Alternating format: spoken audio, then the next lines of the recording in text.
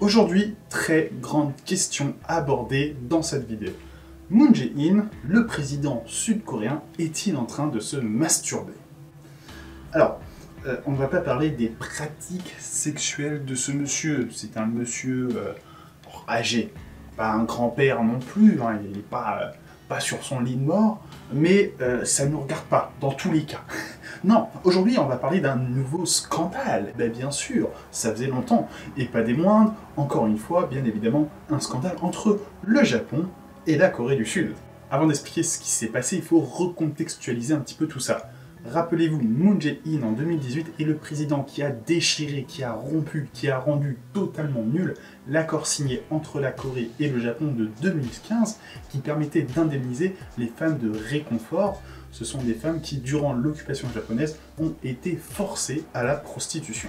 Par rapport aux femmes de réconfort et aux travailleurs forcés, j'ai fait 2 vidéos dessus. Je vous recommande celle-là, qui est la dernière en date.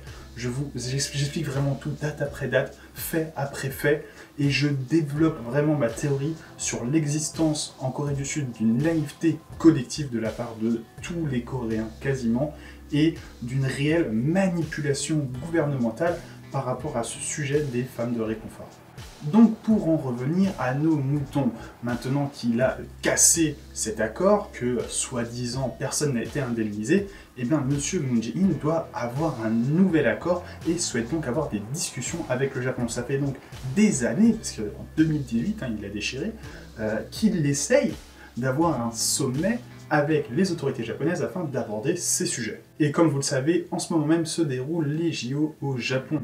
Et monsieur Moon Jae-in, le président de la Corée du Sud, s'est dit, et à juste titre, que c'était du coup une bonne occasion de rencontrer les autorités coréennes. Il a donc une énième fois relancé le débat, ou plutôt rouvert la porte, demandé de se faire inviter afin de pouvoir discuter avec le Premier ministre japonais. Et vous allez voir que c'est là que ça va commencer à partir en cacahuète. Parce qu'on a un diplomate japonais situé en Corée du Sud qui a eu une très bonne idée. Que dis-je? Une idée de génie. Que dis-je? Il a redéfini le concept de diplomatie à lui-même. Il est allé sur une chaîne coréenne et à une interview a légèrement déclaré qu'en pensant à ce sommet entre la Corée et le Japon, il est en train de se masturber. Alors bon, je comprends l'image, moi ça me fait marrer, ça n'a pas fait marrer beaucoup le gouvernement de Moon Jae-in, hein. Et surtout qu'il ne s'est pas arrêté là. Hein. Non, effectivement, il a aussi déclaré qu'il est en train de faire un jeu de cordes à lui tout seul. Vous savez, le jeu de cordes, c'est le jeu où il y a une corde, un jeu de cordes, et 2 équipes qui tirent, et l'équipe la plus forte qui tire le plus fort, ou qui a la meilleure stratégie, qui tire au bon moment, on s'en fout, c'est pas le débat, gagne, parce qu'ils ont réussi à tirer les autres dans leur camp. Et bah forcément, si tu joues à ça tout seul, forcément t'as les gros muscles, mais t'es tout seul, donc t'as des gros muscles face à personne. Personnellement, j'adore énormément cette image, elle résume bien la situation en plus, je trouve. Et il a ajouté aussi que le Japon n'a pas du tout le temps de s'occuper des relations entre Séoul et Tokyo. Ce à quoi je dois dire, c'est vrai, je suis totalement d'accord. Le Japon est totalement occupé à faire autre chose. Ils sont en train de chercher le petit Carlos Ghosn. Niveau de facilité sur 10, 10 sur 10. Et oui, merci. Je vous laisse me féliciter en commentaire.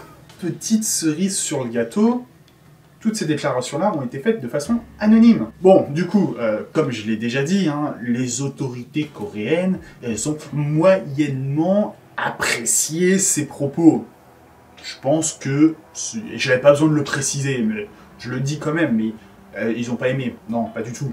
J'interromps la petite histoire très sympathique, mais n'oublie pas de t'abonner, ça fait très plaisir, et de partager la vidéo, parce que si ça t'intéresse, ça intéressera d'autres personnes que tu connais. Le gouvernement coréen, bien évidemment, a demandé à ce que, même si cela était anonyme, la personne soit sanctionnée. Et là, personnellement, j'étais vraiment très étonné, parce que l'ambassadeur japonais en Corée du Sud a donné le nom du diplomate qui a tenu ces propos. Vraiment courageux, il faut le reconnaître. Il n'y a eu aucune sanction par contre, hein. Non, ça vous inquiétez pas. Non, parce qu'il expliquait que oui, il a tenu ses propos qui n'étaient pas bien, il reconnaît que c'était pas bien, mais il explique aussi que non, il n'était pas en train de parler de Moon Jae-in. Non. Donc là, on est bien évidemment dans de la politique, on n'a pas dit ça, ça a mal été interprété par les journalistes, enfin, voilà, dans la politique de base. Et donc du coup, moi j'ai quand même une petite question. S'il visait pas le président de la Corée du Sud, il visait qui? Toute la Corée du Sud? Tout le peuple coréen? Est-ce que tu penses vraiment que c'est une meilleure excuse? Non, on visait pas le président coréen, on visait tout le monde. Vous êtes tous en train de vous branler, bande de cons.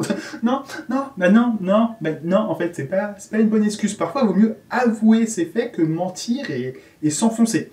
Après, tu prends un conseil ou tu le prends pas, hein, tu fais ce que tu veux, mais c'est dangereux là où tu vas. Les JO ont commencé et à l'heure actuelle, toujours pas de réunion de passé, ni de réunion prévue. Et personnellement, je ne pense pas du tout que ça va se produire.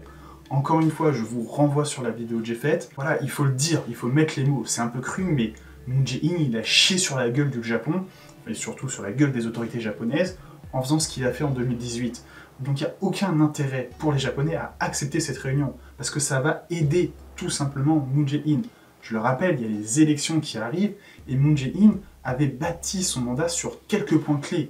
Premièrement, baisser le prix des logements à Séoul.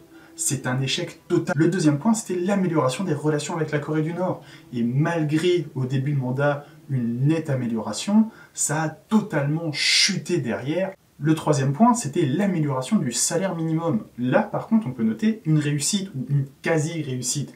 Donc sur ces trois objectifs, deux sont totalement ratés. Vous comprendrez pourquoi Moon Jae-in a besoin que cette réunion se fasse.